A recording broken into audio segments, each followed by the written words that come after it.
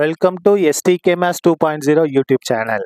இந்த வீடியோவில் 10th public exam April 2025 நடந்த தமிழ் எக்ஸாமோட விடை குறிப்பு ஆன்சர் கீ தான் நம்ம பார்க்க போகிறோம். இது வந்து கவர்மெண்டோட ஆன்சர் கீ. பார்த்துக்கலாமா? முதல்ல பாருங்க, பகுதி 1. இதில் வந்து 15 மதிப்பெண்கள். அனைத்து வினாக்களுக்கும் விடை தருக. பொருத்தமான விடையை தேர்ந்தெடுத்து குறியீட்டுடன் எழுதணும். அதான் ரொம்ப ரொம்ப முக்கியம். அப்படியே ஆன்சர் பார்த்துக்கலாமா? பாருங்க, ஆன்சர் அப்படியே பாருங்க, ஒரு 7 வரைக்கும் பார்த்துக்குங்க.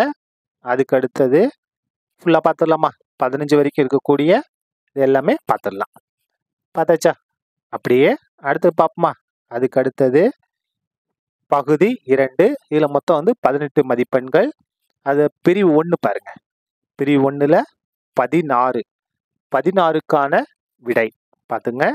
17 பார்த்துக்கலாம். அப்படியே 18 பார்த்துக்கலாம். அதுக்கு அடுத்தது 19லிருந்து 21 வரைக்கும் இருக்கக்கூடிய பதில் விடை கீ என்னன்னு பாத்தீங்கன்னா பாருங்க, சைட்ல மார்க் வந்து கொடுத்துருக்காங்க பாருங்க, எது எதுக்கு எத்தனை மார்க்குன்னு. அதுக்கு அடுத்தது பிரிவு 2 பார்க்கலாமா? பிரிவு 2 இதுல வந்து ஏதேனும் 5 வினாக்கள், ஒவ்வொன்றுக்கும் 2 மதிப்பெண்கள் பாருங்க. 22, 23, 24 பார்த்துங்க. 22, 23, 24 பார்த்துட்டீங்களா? அதுக்கு அடுத்தது அப்படியே 24, 25 இந்த ரெண்டையுமே பார்த்துக்கலாம். அதுக்கு அடுத்து பாருங்க, 26, 27, 28 மூணையுமே பார்த்துங்க. அதுக்கு அடுத்தது பகுதி 3. இதில் வந்து எத்தனை மதிப்பெண்கள்? 18 மதிப்பெண்கள். இதில் பிரிவு 1 பார்க்க போகிறோம். பிரிவு 1ல் 29, 30 இந்த ரெண்டையும் பார்த்துங்க. அதற்கான விடைகள் என்னென்னு பார்த்துங்க.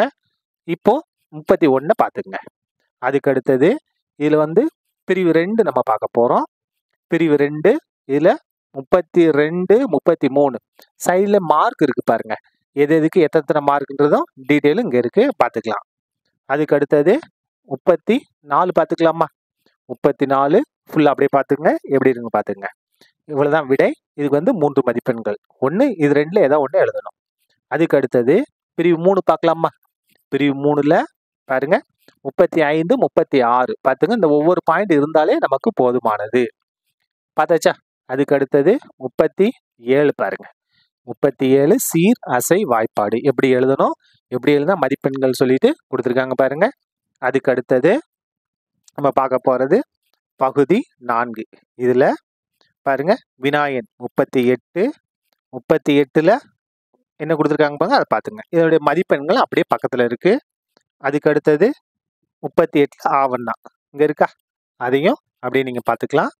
அதுக்கு அடுத்தது 39 பாருங்க, முறையீட்டு விண்ணப்பம் என்னென்னலாம் இருந்தால் எவ்வளோ மார்க்னு இருக்கு பாருங்க. விண்ணப்பத்துக்கு அனுப்புனர், பெறுநர் எவ்வளோ மார்க்குன்னு அப்படியே சைடில் இருக்கு பார்த்துங்க.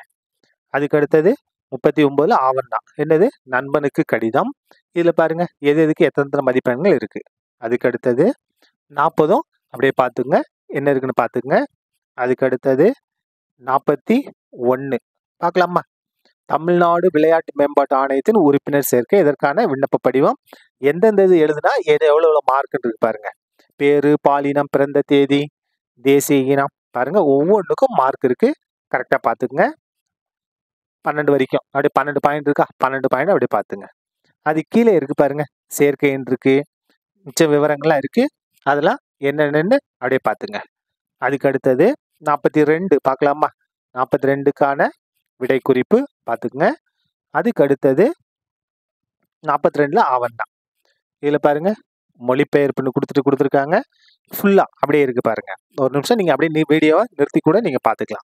பார்த்துறீங்களா? அதுக்கு அடுத்தது இதிலே செவி மாற்றுத்திறனாளர்கான மாற்று வினா இருக்கு, அதை கூட நீங்க அப்படியே பார்த்துக்கலாம். அதுக்கு அடுத்தது பகுதி 5. பகுதி 5ல் பாருங்க, என்னென்ன தலைப்புல வந்து நமக்கு இருக்கணும்.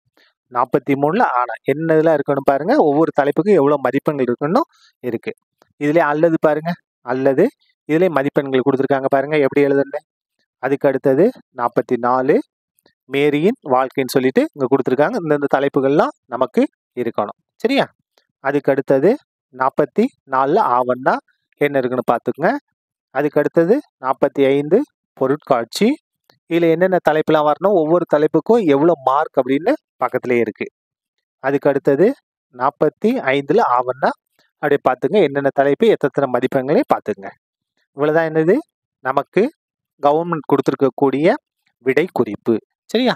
அவ்வளவுதான். இந்த வீடியோ முடிந்தது. நன்றி.